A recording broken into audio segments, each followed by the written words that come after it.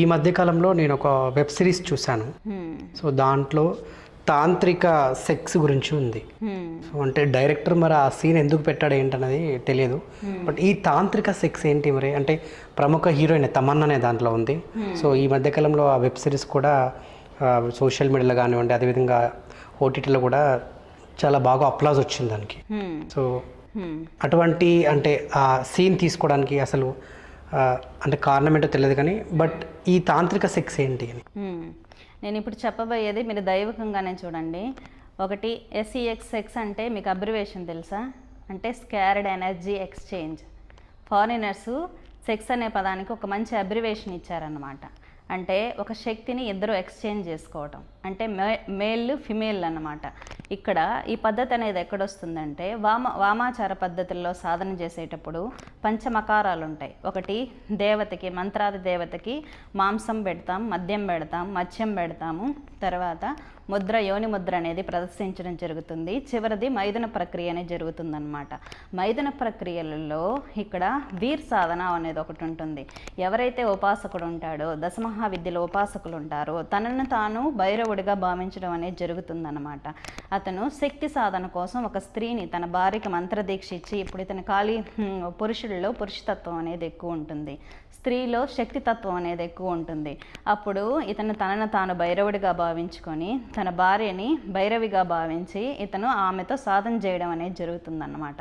ఇద్దరు మంత్రం ద్వారా సాధన చేయడం ద్వారా ఇద్దరి శక్తి అనేది పెరుగుతుంది. అంటే ఇక్కడ మనం ఓసో ఫిలాసఫీ చూసుకున్నట్టయితే సెక్స్ టు సమాధి అనే ఒక బుక్ అనేది అతను రాశాడు. సెక్స్ టు సమాధి అంటే మనిషిలోని ఉండే కామశక్తిని స్పిరిచువల్ ఎనర్జీగా మార్చుకోవటం అన్నమాట. అంటే ఇద్దరు అక్కడ మంత్రజపం చేస్తూ సంయోగ క్రియ అనేది జరగటం ద్వారా ఇద్దరు శక్తుల కలయిక ద్వారా మంత్రం ద్వారా ఒక అద్భుతమైన స్పిరిచువల్ ఎనర్జీ అనేది ఇద్దరు పంచుకుంటారు అక్కడ. ఇక్కడ ఇద్దరికి శక్తి అనేది పెరుగుతుందన్నమాట. ఎటువంటి శక్తి అనేది పెరుగుతుందంటే కుండలిని మూలాధారం నుంచి సహస్రార చక్రానికి చేరుకుంటుంది. ఒకే మనిషి సాధన చేసినప్పుడు అది చాలా లేట్ అవుతుంది. ఆ సాధన ఇక్కడ ఇద్దరు కలిసి సాధన చేసినప్పుడు అది మూలాధారం నుంచి సహస్రార చక్రానికి వెళ్ళినప్పుడు చాలా విపరీతమైన శక్తి పుట్టి కాస్మిక్ ఎనర్జీ అనేది రెండు ఆత్మలలో నిండిపోతుందన్నమాట. ఇక్కడ దివ్యశక్తి అనేది ఇద్దరు పంచుకోవడం జరుగుతుంది. దీన్ని మనం తప్పుగా భావించకూడదు. ఇది ఒక సాధన మాత్రమే, సాధనా ప్రక్రియ, శక్తి పొందడం కోసం చేసేటువంటి ప్రక్రియ మాత్రమే. కానీ ఈ పద్ధతిని ఈ మధ్య సాఫ్ట్వేర్ ఇంజనీర్స్ వాళ్ళు రిలాక్సేషన్ పొందడానికి వాడుతున్నారు. కానీ ఒక మనిషి ఒక గురువు దగ్గరికి వెళ్ళి మంత్రజపం తీసుకొని సాధన చేసి ఈ తాంత్రిక్ సెక్స్ చేయడం ద్వారా అతనికి ఇద్దరికీ ఇంప్రూవ్మెంట్ స్పిరిచువల్ ఎనర్జీ ఉంటుందే కానీ ఒకవేళ ఇది జనరల్గా చేయడం ద్వారా వాళ్ళు శక్తి పొందడం అనేది ఏం జరగదు. కాబట్టి దీన్ని దీక్షగా, ఒక మంత్రాన్ని దీక్షగా చేసుకొని భార్యాభర్తలు సాధన చేయడం ద్వారా శక్తిని పొందొచ్చు. మిగిలిన ఏ పద్ధతుల్లో చేసినా అది వృధానే అవుతుంది. ఓకే, తాంత్రిక సెక్స్ చేయడం వల్ల అంటే ఇది అంటే ఈ మధ్య కాలంలో ముందు నుంచి వెనకటి నుంచి ఉండేదా? పాతకాలంలో నుంచి ఎంతోమంది యోగులు, ఋషులు ఈ సాధన అనేది చేస్తూనే వచ్చారనమాట. వామాచార సాధకులు, అఘోర సాధకులు చేస్తూనే వచ్చారు. వాళ్ళు భార్యలు ఉన్నప్పుడు భార్యలతో చేసేవాళ్ళు. లేదా ఆ పూర్వకాలంలో ఏం జరిగేదంటే సమాజం నుంచి వెలువడిపోయిన వాళ్ళు, అంటే సమాజం సపరేట్ చేయబడిన స్త్రీలు, హింసించబడిన స్త్రీలు, అంటే సమాజం యాక్సెప్ట్ చేయని స్త్రీలతో సాధన చేసి వారికి శక్తిని ప్రసాదించే వాళ్ళు అన్నమాట. అది ఒక దైవికమైన ప్రక్రియ మాత్రమే.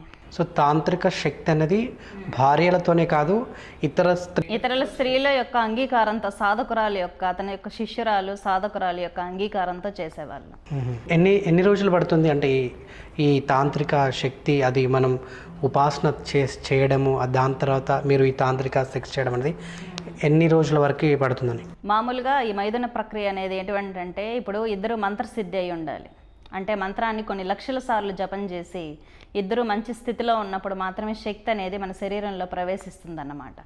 ఇది ఏదో ఎంజాయ్మెంట్ కోసం చేసేది కాదు. శరీరం మీద చలనం లేని స్థితి అనేది ఏర్పరచుకోవాలి మనిషి. ఎందుకంటే ఎమోషన్స్తో ఒకవేళ స్వార్థం, ఒకరి మీద ఒకరికి అనుమానం, లేదా ఒకరితో ఒకరికి ఏదైనా ఎటువంటి ఎక్స్పెక్టేషన్స్, శరీరం మీద లాలస, ఎంజాయ్మెంట్ కోసం ఈ ప్రక్రియ అనేది చేసినప్పుడు శక్తిని ఇద్దరు కోల్పోతారన్నమాట. ఇప్పుడు ఒక గుండు అంచెను నడిస్తే అది ఎంత డేంజరస్తో పులి తల చుట్టూ చేతులు పెట్టుకొని మనం మాట్లాడితే ఎంత డేంజరస్, అమ్మవారు ముందు కూర్చొని ఇటువంటి ప్రక్రియ అనేది తప్పుగా చేయడం కూడా ఎంతే డేంజరస్ అనమాట. ఈ ప్రక్రియను కానీ గురువు ఆధ్వర్యంలో లేకుండా సొంత ప్రయోగాలు చేస్తే చాలా తీవ్రమైన వ్యతిరేకత వస్తుంది అమ్మవారి దగ్గర నుంచి. సో భార్యాభర్తలు కానీ ఇతర స్త్రీలతో చేసినప్పుడు ఒక గురువు దగ్గరికి వచ్చి ఆమె అంటే చెప్పిన విధంగా ఆ సాధన అనేది మొదలు పెట్టాలంటారు. మొదలుపెట్టి చేసుకోవాలి. అది కూడా శక్తి పొందడం కోసం. ఎటువంటి శరీరం మీద వ్యామోహం లేని స్థితిలో చేయాలి. అది కోరికలతో ఎప్పుడు సాధన చేయకూడదు. సో మీరు సాధన అంటే ఇది పర్టికులర్గా కొన్ని రోజులు అదే సాధన చేస్తూ ఉండాలా, లేకుంటే యథావిధిగా మన పనులు చేస్తూ ఆ సాధన చేయొచ్చా? మన పనులు చేసుకుంటూ చేయొచ్చు. ఇప్పుడు ఒక మనిషి ఈ గృహస్థాశ్రమంలో ఉన్నప్పుడు, వామ ప్రక్రియలలో ఉన్నప్పుడు రోజు ఇప్పుడు జపం అనేది రోజు ఎలా జరుగుతుందో ఆ సాధన కూడా అలాగే జరుగుతుంది. అందుకే ఎప్పుడైనా ఒక పురుషుడు దీక్ష తీసుకున్నప్పుడు వాళ్ళ భార్యలను కూడా నేను దీక్ష తీసుకోమంట. ఇతను అమ్మవారి ఇస్తే ఆమెకు అయ్యవారి దీక్ష ఇవ్వమని చెప్తాను, ఆమెకు అమ్మవారు ఇస్తే ఈయన అయ్యవారి దీక్ష తీసుకోండి, ఇద్దరు సాధన చేయండి అని చెప్తాను. ఎందుకంటే ఇద్దరు సాధన చేయడం ద్వారా ఇద్దరికి మంచి బాండింగ్ రిలేషన్షిప్ అనేది వస్తుంది. సోల్ టు సోల్ కనెక్టివిటీ అన్నమాట. ప్రేమ అనేది అక్కడ ఉద్భవిస్తుంది, నిజమైన ప్రేమ. మనం అంటే కొన్ని పూజలు చేసేటప్పుడు బలులు అవి ఇస్తూ ఉంటాం కదా, ఈ యొక్క సాధనలో అలాంటి ప్రక్రియ ఏమైనా ఉంటుందా? అలాంటి ప్రక్రియలు అనేది బలులు అమ్మవారికి ఎందుకు ఇస్తామంటే అక్కడ ఇప్పుడు కామాఖ్యలు దున్నపోతులను బలిస్తూ ఉంటారు. సాక్షాత్ ఆదిశంకరాచార్యులే అక్కడికి వెళ్ళి, ఇప్పుడు చాలా చోట్ల ఆదిశంకరాచార్యులు ఉగ్రదేవత ఆలయాలకు వెళ్ళి శ్రీచక్రాన్ని ప్రతిష్ఠ చేసి అక్కడ బలులు నిలిపించారు, సాత్వికంగా మార్చారు అని మనం చదువుకున్నాం అన్నమాట. కామాఖ్య వెళ్ళినప్పుడు అక్కడ ఆ పూజారులు ఏం చెప్పారంటే, నేను విజిట్ చేసినప్పుడు, ఇక్కడెందుకు ఆదిశంకరాచార్యులు కామాఖ్య పీఠాన్ని కూడా విజిట్ చేశారు కదా, ఇక్కడెందుకు బలులు ఆపలేదు, ఇక్కడెందుకు శ్రీచక్రాన్ని ప్రతిష్ఠ చేయలేదు అని నేను పూజారులను అడిగినప్పుడు వాళ్ళు ఈ విధంగా సమాధానం చెప్పారనమాట. సాక్షాత్తు కామాఖ్యని ఆదిశంకరాచార్యులు ఇక్కడికి వచ్చినప్పుడు వివరించింది, ఇది భూమికి అంతటి యోని సృష్టి, భూమి యొక్క యోని భాగం అని పడింది ప్లేస్ ఇది, ఇక్కడ విపరీతమైన ఉష్ణం అనేది వెలువడుతుంది కాబట్టి అమ్మవారి యోని స్వరూపము అక్కడ శాంతింప చేయడం కోసం, దుష్ట శక్తులన్నీ శాంతింప చేయడం కోసం, ఎందుకంటే అక్కడ భూతప్రేత పిశాచాలకు కూడా తల్లి అమ్మవారే కాబట్టి దుష్ట శక్తులన్నిటినీ శాంతింప చేయడం కోసము బలులు అనేది అక్కడ ఇవ్వడం జరుగుతుందని పూజారులు నాకు వివరించడం జరిగిందన్నమాట. కాబట్టి అమ్మవారి బలిపీఠం దగ్గర ఈ దుష్ట శక్తులు, భూతప్రేత పిశాచ గణాలన్నీ రక్తాన్ని స్వీకరించి అణచబడి ఉంటాయి అమ్మవారి పీఠం దగ్గర. కాబట్టి ఆ పీఠం అనేది అత్యంత శక్తివంతమైన పీఠంగా తాంత్రికులు చెప్తూ ఉంటారు. అది ఈ తాంత్రిక విద్య అంటే సాధన అనేది జోగినులతో కూడా చేయొచ్చా? అంటే పూర్వంలో జోగినులతో చేసే వాళ్ళని చెప్పేసి విన్నా నేను. పూర్వంలో అటువంటి ఆచారం ఉండేది. అక్కడ ఎవరైనా బిడ్డ పుడితే, మాకు బిడ్డ పుడితే, ఆడబిడ్డ పుడితే అమ్మవారికి వదిలేస్తాము అని చెప్పేవాళ్ళు అనమాట. ఒక్కొక్క ఊర్లో ఆచారం అక్కడ ఉన్న పరిస్థితులను బట్టి వేరువేరుగా ఉండేది. కాబట్టి జోగిని వ్యవస్థని ఒక ప్రదేశంలో ఈ విధంగానే ఉంది, లేకపోతే ఈ విధంగానే ఉంది అని మనం జడ్జ్ చేయలేము. ఎందుకంటే ఆ కాలాన్ని మనం చూడలేదు కాబట్టి అక్కడున్న పరిస్థితుల ప్రకారము అక్కడ ఏదైతే అమ్మాయి దేవతకు అంకితమై ఉంటుందో కొన్ని ఆచారాలు ఆ ప్రాంతాన్ని బట్టి జరుగుతూ ఉండేవి. సో ఇప్పుడు ఎందుకు ఆ ఆచారం తీసేసారు? ఇప్పుడు కూడా ఆ సాధనలు అనేవి జరుగుతూనే ఉన్నాయి, కానీ ఇవన్నీ చాలా గుహ్యమైన సాధనలు అన్నమాట. ఇవి నాలెడ్జ్ లేని వాళ్ళకి, అర్థం చేసుకోలేని వాళ్ళకి, ఆ స్పృహ లేని వాళ్ళకి బయట వెల్లడించకూడదు. నిజానికి నాకు కూడా అవి చెప్పడానికి అనుమతి లేదు, కానీ కొంచెం అవేర్నెస్ కోసం చెప్తాం. ఇవన్నీ గుహ్య సాధనలు అంటాం. అండ్ ఇంకోటి ఇంతకు మీరు అంటే ఇద్దరు భార్యాభర్తలు కానివ్వండి, ఇంకో స్త్రీతో కానివ్వండి ఈ యొక్క సాధన చేస్తే తాంత్రిక సెక్స్ చేయొచ్చు అన్నారు కదా, భార్యతో కానివ్వండి లేకుంటే ఇతర వ్యక్తితో కానివ్వండి ఈ యొక్క సాధన చేసే క్రమంలో ఆయన ఇంకో పరస్త్రీతోటి ఒకవేళ ఫిజికల్గా ఏదన్నా ఆయన పార్టిసిపేట్ చేస్తే అప్పుడు ఏదన్నా ఈ యొక్క సాధనకు అంటే అక్కడికి ఆగిపోతుందా, లేకుంటే ఏమన్నా ఆయనకి ఏమైనా ఇబ్బంది ఏమైనా కలుగుతుందా? అది శక్తివంతమైన ప్రక్రియ అన్నమాట. నిజంగా ఆ ప్రక్రియ అనేది కరెక్ట్గా జరుగుతూనే ఉంటుంది. అది శరీరానికి సంబంధించిందో, మనిషికి సంబంధించిందో కాదు, అది ఎంజాయ్మెంట్కి సంబంధించిందో కాదు, అది శక్తికి సంబంధించింది. ఇతను ఆమెలో అమ్మవారిని చూస్తాడు, ఆమె ఇతనిలో స్వామివారిని చూస్తుంది. అది ఆత్మ నుంచి ఆత్మకి కనెక్ట్ అవుతుంది అన్నమాట. అది శక్తిని పెంపొందించుకునే ప్రక్రియ మాత్రమే కానీ ఎవరు ఏ స్థితిలో ఉన్నారు, ఎవరు ఏ పరిస్థితుల్లో ఉన్నారని ఆలోచించరు. పూర్వంలో ఈ యొక్క తాంత్రిక సెక్స్ రాక్షసులు ఎవరైనా చేసిర్రా? రాక్షసులు చేశారు. నరకాసురుడే ఆయన రాక్షసుడే కదా. ఎంతమందితో చేశాడు ఆయన? 16,000 మంది కన్యలతో చేశారు. 16,000 మంది కన్యలతో చేసి భద్రకాళికి బలివ్వాలనుకుంటాడనమాట. ఆయన ఆ విధంగా 16,000 మంది కన్యలతో సాధన చేసి అమ్మవారికి బలి ఇవ్వడం ద్వారా అంటే బలి ఇవ్వలేదు, సాధన చేయడం ద్వారా విపరీతమైన శక్తిని పెంపొందించుకున్నాడు. అందుకే శ్రీకృష్ణ పరమాత్ముడు స్వయంగా ఆయనతో యుద్ధం చేయకుండా భూదేవి స్వరూపమైన సత్యభామను పంపించి ఆయన్ని సంహరించి ఆ 16,000 మంది కన్యలను విడిపించి ఈయన వివాహం చేసుకొని వాళ్ళకి సమాజంలో గౌరవప్రదమైన స్థానం ఇచ్చి తన గోపికలుగా మార్చుకుంటారనమాట. ఓకే. అండ్ ఈ మధ్య కాలంలో నేను ఒకటి తాంత్రిక యోగా అని కూడా ఒకటి విన్నాను. ఈ తాంత్రిక యోగాకి ఈ తాంత్రిక సాధనకి అసలు తేడా ఏంటి? ఒకటేనా లేకుంటే? అది కూడా ఒక విధమైందే, కానీ దాంట్లో ఏమవుతుందంటే ఒక స్త్రీ ఒక పురుషుడు ఆ విధంగా చేయటం ద్వారా, యోగా చేయటం ద్వారా విపరీతమైన రిలాక్సేషన్ అనేది పొందుతున్నారు. జపం చేయటం వేరు, కానీ ఇది ఇప్పుడు లేటెస్ట్గా మార్చబడింది. అంటే మూలానికి కొంచెం అప్డేట్ వర్షన్ లాగా. అంటే ఇప్పుడు ఎవరైతే సాఫ్ట్వేర్ ఎంప్లాయీస్ ఉన్నారో, ఎవరైతే భార్యాభర్తలు ఉన్నారో, వాళ్ళకున్న చుట్టూ ఉన్న పరిస్థితుల ప్రభావం వల్ల కావచ్చు, వాళ్ళకి సరిగ్గా బాండింగ్ లేక సరైన రిలాక్సేషన్ లేకుండా ఉంటుంది. ఈ మధ్య ఎంప్లాయీస్ వాళ్ళు అది చేస్తున్నారు, ఎందుకంటే మెంటల్ స్ట్రెస్ ఫ్రీ అవ్వటం కోసం. తాంత్రిక సెక్స్ అంటే ఒక విధానం అన్నది, అంటే తాంత్రిక సెక్స్ ఎవరైనా చేయొచ్చా? పర్టికులర్గా ఒక ఏజ్ వాళ్ళే, ఈ ఏజ్ నుంచి ఏజ్ వాళ్ళే చేయాలని ఏమైనా రూల్ ఉందా అని? అది ఒక రూల్ ఉంటుంది కదా, ఏ వయసు వారు చేయొచ్చు? పర్టికులర్గా సర్టైన్ ఏజ్ వచ్చిన వాళ్ళే చేయాలని ఒక రూల్ ఉంటుంది. సాధకులు, సాధకురాళ్ళు, అంటే మెచ్యూరిటీ లేని వాళ్ళు మెచ్యూరిటీ ఉన్న వాళ్ళే చేయాలి. సాధన మీద ఇంట్రెస్ట్ ఉన్న వాళ్ళే చేయాలి. అంటే శక్తిని పొందాలి అనుకునే వాళ్ళే చేయాలి. నేను ఇప్పుడే చెప్పాను కదా, అది ఎంజాయ్మెంట్ కోసము లేదా ఎదుటి వ్యక్తి యొక్క అనుభవించాలి అనే ఒక బ్యాడ్ థాట్తోనూ చేసేది కాదు. అది శక్తిని పెంపొందించుకునే ఒక ప్రక్రియ మాత్రమే, అది కూడా విరక్తి కోసం. ఇంతకుముందు అవి ఎన్ని డేస్ అనేది మీరు మెన్షన్ చేయలేదు కదా, ఎన్ని రోజులు పడుతుంది ఆ సాధన? ఇప్పుడు ఈరోజు ఫుడ్ తింటాం మనము, రేపటికి ఉంటుందా? అది రేపు మళ్ళీ తినాలిగా. పర్టికులర్గా ఇన్ని డేస్ చేయాలా సాధన అంటే ఏమైనా ఉందా? ఇప్పుడు మన జీవన విధానంలో ఈరోజు తింటే రేపు అవసరం ఉంటుంది కదా, ఇది కూడా అలాంటిది. ఓకే, చేస్తూనే ఉండాలి. సో అంటే ఆ శక్తులు వచ్చేంత వరకు, అంటే అది వాళ్ళ యొక్క పరిస్థితిని బట్టి ఉంటుంది. అచ్చా. తాంత్రిక విద్యకు శృంగారానికి సంబంధం ఏమైనా ఉందా? తాంత్రిక విద్యకు శృంగారానికి నిజానికి సంబంధం లేదు. శృంగారం వేరు, తాంత్రిక విద్య వేరు అన్నమాట. అంటే ఒక రకమైన ఎమోషన్ని వాడి శక్తిని పెంపొందించుకోవడమే తంత్రం. ఇక్కడ కామం అనేది వికారం మాత్రమే, అది దైవికం కాదు.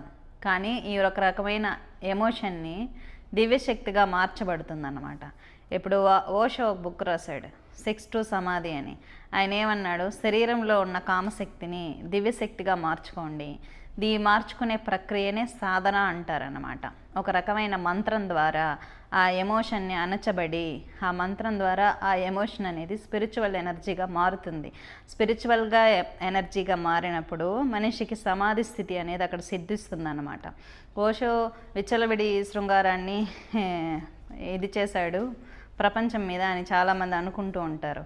కానీ ఆయన మనిషిలో ఎక్కువగా ఉండే ఒక రకమైన ఎమోషన్ని స్పిరిచువల్ ఎనర్జీగా ఎలా మార్చుకోవాలో వివరించాడనమాట. అది అర్థం చేసుకునే ఎంత మానసిక స్థితి నార్మల్ ప్రజలకు ఉండకపోవచ్చు. ఓకే, అంటే ఈ ప్రశ్న నేను ఎందుకు అడిగినంటే, మనం ఈ మధ్య కాలంలో కానివ్వండి, గత చాలా ఏళ్ళ నుంచి కానివ్వండి, మనం సోషల్ మీడియాలో చాలాసార్లు ఆ న్యూస్ చూసాం.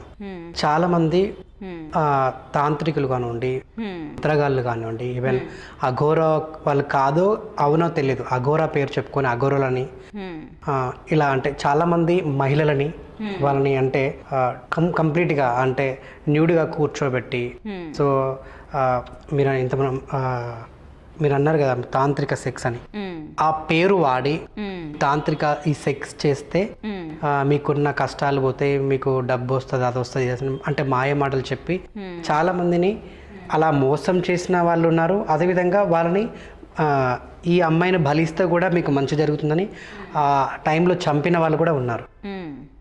ఇప్పుడు వామాచారంలో 3 రకాల సాధకులు ఉంటారు. ఒకరు పంచమకార సాధకులు, వాళ్ళు వేరు.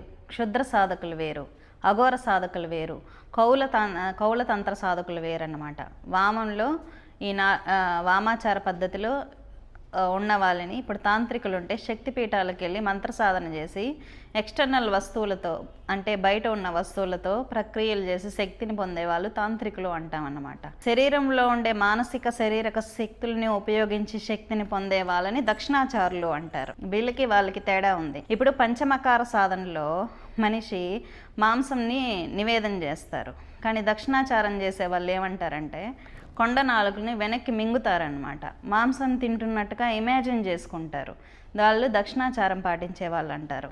ఇక్కడ వామ పద్ధతిలో అమ్మాయిల్ని యూజ్ చేస్తే దక్షిణాచారం పాటించే వాళ్ళు మూలాధారంలో ఉన్న శక్తిని సహస్రారానికి తీసుకుంటారు. దాన్ని వాళ్ళు అక్కడ మైథునం అని సంబోధిస్తారనమాట. ఇక్కడ దక్షిణాచారం చేసేవాళ్ళు వామాచారం చేసే వాళ్ళని చాలా తీవ్రంగా వ్యతిరేకిస్తూ ఉంటారు. మీరు చెప్పినటువంటి వాళ్ళందరూ క్షుద్ర సాధకుల కిందికి వస్తారన్నమాట. ఇప్పుడు ఈ యాక్సిడెంట్ అయిన ఆత్మలు, మోక్షం పొందనటువంటి ఆత్మలు, ఎటువంటి లోకాలకి వెళ్ళలేకుండా చేతబళ్ళకి కొంతమంది క్షుద్ర తాంత్రికుల చేతిలో ఉన్నటువంటి ఆత్మలు, ఇవి కొన్ని రకాలైన ప్రేత మంత్రాల ద్వారా ఒక తాంత్రికుడు క్షుద్ర తాంత్రికుడికి లోబడి ఉంటాయి. అతను ఏం చేస్తాడు, ఇంత మాంసం పెట్టి ఒక పని అప్పగిస్తాడు, అప్పుడు పీడిస్తూ ఉంటాయన్నమాట. వాటిని సంతృప్తి చెందించడం కోసం ఒక స్త్రీ మీద కొన్ని రకాలైన మంత్రాలతో ఆవాహన చేసి వాటిని తృప్తిపరచి అతని యొక్క నెగిటివ్ కోరికలు తీరుస్తూ ఉంటాడు. ఇదంతా క్షుద్ర విద్యల కింద వస్తుంది అన్నమాట. క్షుద్ర విద్యలు చేసే వాళ్ళు వేరు, తాంత్రికులు వేరు. తంత్రం అంటే తను విస్తారే, తన ఆత్మని పరమాత్మ దాకా విస్తరింప చేసుకోవడం తంత్రం అంటారు. అంటే మంత్ర జపం చేసేవాళ్ళు జపం చేసుకుంటారు, తంత్రం చేసేవాళ్ళు అదొక యాక్టివిటీ. అంటే కొన్ని రకాలైన వస్తువులు, కొన్ని రకాలైన నక్షత్రాలు సమయంలో, కొన్ని రకాలైన సమయాల్లో చేసే యాక్టివిటీలని తంత్రం అంటారు. క్షుద్రం వేరు. అది మీరు చెప్పే వాళ్ళంతా క్షుద్రం కిందకు వస్తారు. ఓకే. సో ఈ తాంత్రిక సెక్స్కి అదేవిధంగా మంత్ర తంత్రానికి అంటే దీనికి ఏమన్నా సంబంధం ఉందా? ఉంది. వామ పద్ధతుల్లో ఇప్పుడు శ్రీచక్రం ఉంది. శ్రీచక్రం ఏంటి, యోని స్వరూపం అన్నమాట. ప్రత్యక్షంగా యోనికి అందరూ పూజ చేయలేరు కాబట్టి శ్రీచక్రానికి పూజ చేస్తూ ఉంటారు. అమ్మవారు యోనే కదా. ఓకే. సో శ్రీచక్రానికి యోనికి సంబంధం ఒకటే కదా. అందరూ ప్రత్యక్షంగా యోనికి పూజ చేయలేరుగా. అమ్మవారి యోని స్వరూపమే శ్రీచక్రం. దేవీపురంలో ఉన్నది అదే కదా. కామాఖ్యలో ఉన్నది అమ్మవారి యోనే కదా. అంటే సృష్టికి మూలం. మనం ఎక్కడి నుంచి జన్మించాం, యోనిలో నుంచి. మన తల్లి యొక్క యోని నుంచి మనం జన్మించాం కదా. సృష్టి అనేది అక్కడే జరుగుతుంది కాబట్టి అమ్మవారి స్వరూపంగా భావించి పూజ చేయడం జరుగుతుంది. అండ్ ప్రతి నెలకు ఒకసారి ఋతుస్రావం కూడా జరుగుతుంది అక్కడ. సంవత్సరానికి ఒకసారి ఋతుస్రావణం జరుగుతుంది. దాన్ని ఇంతవరకు సైంటిస్టులు కూడా ఎక్స్ప్లెయిన్ చేయలేకపోయారు. అసలు ఎందుకు రెడ్ కలర్లో వాటర్ అక్కడి నుంచి బయట వస్తుంది అని. ఆ టైంలో మందిరం కూడా మూస్తారని విన్నాను. మందిరం మూస్తారు, అంబుబాచి ఉత్సవాలు చేస్తారు. All over world. నేను మొన్న దర్శనానికి వెళ్ళినప్పుడు జర్మనీ నుంచి, అమెరికా నుంచి, రష్యా నుంచి కూడా తాంత్రికులు వచ్చారు. పారానార్మల్ యాక్టివిటీస్ చేసేవాళ్ళు, క్షుద్ర విద్యలు చేసేవాళ్ళు, తాంత్రికులు, సిద్ధులు, గురువులు అందరూ వచ్చి ఆ 3 రోజులు అక్కడ ఉన్న శక్తిని గ్రహిస్తూ ఉంటారనమాట. ఆ సమయంలో విపరీతమైన కాస్మిక్ పవర్ అనేది భూమిలో నుంచి వెలువడుతూ ఉంటుంది. ఆ యోనిపీఠం నుంచి మోసేసి వీళ్ళు మంత్రజపం చేసి ఆ శక్తిని అంతా గ్రహిస్తూ ఉంటారు. ఎవరికి కావాల్సినంత శక్తిని వాళ్ళు గ్రహిస్తూ ఉంటారంట మంత్రం ద్వారా. అమ్మవారు 3 రోజుల్లో ఏం చేస్తుందంటే ఒకరికి కామరూపం, ఒకరికి అమరత్వం అనేది ప్రసాదిస్తుంది అన్నమాట. అక్కడున్న రహస్యం అది. అంటే ఇంతమంది తాంత్రికులు జపం చేస్తుంటే ఆమెకి ఎవరికి నచ్చితే వాళ్ళకి అమరత్వాన్ని ప్రసాదిస్తుంది, ఎవరికి నచ్చితే వాళ్ళకి కామరూపం అంటే ఏ రూపంలో అయినా మారగలిగే శక్తిని ప్రసాదిస్తుంది. కాబట్టి ఆ 3 రోజుల్లో ఎక్కడెక్కడి నుంచో తాంత్రికులు, ఉపాసకులు వచ్చి అక్కడికి వచ్చి ఉపాసనలు చేసి శక్తిని పొందడం అనేది జరుగుతుంది అన్నమాట. చాలా ఫేమస్ తాంత్రికులకు కామాఖ్య. తాంత్రిక సెక్స్ అంటే విధానం కానివ్వండి, సో అది చనిపోయిన శవాలతో కూడా చేస్తారా? చనిపోయిన శవాలతో చేస్తారా అంటే అది క్షుద్రం. చనిపోయిన శవాలతో చేసే వాళ్ళని క్షుద్ర విధులు చేసేవాళ్ళు అంటారు. ఓకే. ఒక ఆత్మని చనిపోయిన శరీరంలో ఆవాహన చేసినప్పుడు ఆ మంత్రం వల్ల చనిపోయిన శరీరం యాక్టివేట్ అవుతుంది, ఆ కళ్ళల్లో వెలుగొస్తుంది. ఇటువంటి చేసేవాళ్ళు పూర్వకాలంలో ఉండేవాళ్ళు. కళ్ళల్లో వెలుగొస్తుంది, తర్వాత ఆ శరీరం మూవ్ అవుతుంది, కానీ ఆ శరీరంలో ఉండేది ఆమె కాదు, ఏదో ఒక భూతమో ప్రేతమో ఉంటుంది. తాంత్రికులు శవాలను కూడా నడిపిస్తారని మనం విన్నాం. నడిపిస్తారు, నిజమే. ఆ ప్రక్రియలు అనేవి ఉన్నాయి హిమాలయాల్లో. మీరు ఇప్పుడు కూడా చూడొచ్చు. అవునా?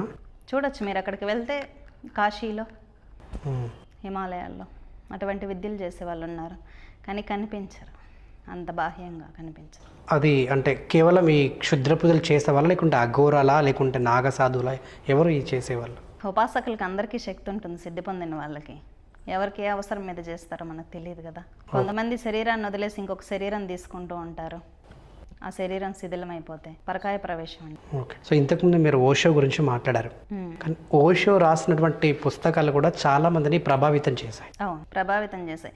ఓషో ఎందుకు ప్రభావితం చేశాయంటే, ఆయన ఏదైనా దేని మీద అడక్షన్, దేన్ని నీలో ఉన్న ఎమోషన్స్ ఏది తొక్కి పెట్టకు, విస్తృతంగా చూపించు, ఏదైతే నీకు నచ్చుతుందో దాన్ని విచ్చలవిడిగా అనుభవించి దాని మీద విరక్తి చెందు, దాన్ని పూర్తిగా అనుభవించి విరక్తి చెందు, విరక్తి దశకు చేరుకో అని చూపిస్తుంది. యా, అంటే ప్రాక్టికల్గా మీరు చెప్పిన దాన్ని చూస్తే విరక్తి చెందంటే ఒక్కొక్క మానసికంగా మనిషి కూడా అంటే అది ఆయనకు అది ఏమంటారు బలోపేతమై అంటే మానసికంగా కూడా ఆయన దెబ్బతీసే అవకాశం కూడా కనిపిస్తుంది కదా. కనిపిస్తుంది. అందుకే సరైన గురువు అనేది ఈ విధానాలలో అవసరము అంటాం. ఏది బుక్స్ చూసో, ఎప్పుడు తంత్ర విద్యలు బుక్స్ చూసి చేయమని, అదే ఆయన బలహీనం కూడా కావచ్చు. అవును. సో అంటే విరక్తి చెందనంటూ విరక్తి చెందండి అని చెప్పేసి ఓషో చెప్తుంటారు, కానీ ప్రాక్టికల్గా మనం చేసి ఒకళ్ళు చేసినా కూడా అదే ఆయనకు బలహీనం కూడా రేపటి రోజున కావచ్చు. అలా అవుతుందని గురువు ఆధ్వర్యంలో తంత్రం చేయమని చెప్తాం.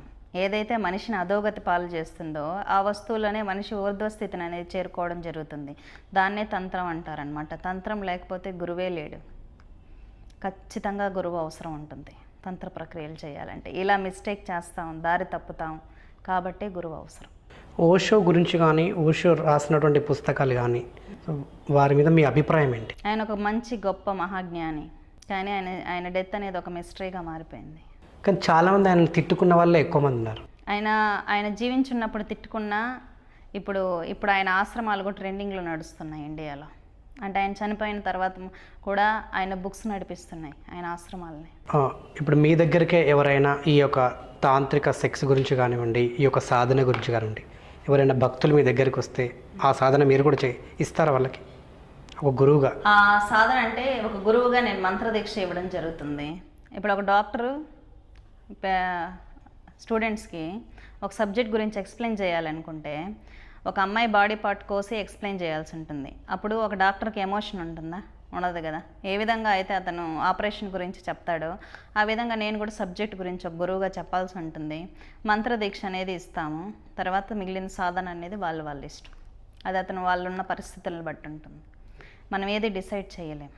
సో ముందుగా అడిగినటువంటి దశ మహావిద్యల గురించి కూడా మీరు గురువుగా ఏదైనా వారికి అంటే సాధన కానివ్వండి, ఇంకేమైనా చెప్పడం అలాంటివి ఏమైనా చేస్తారా?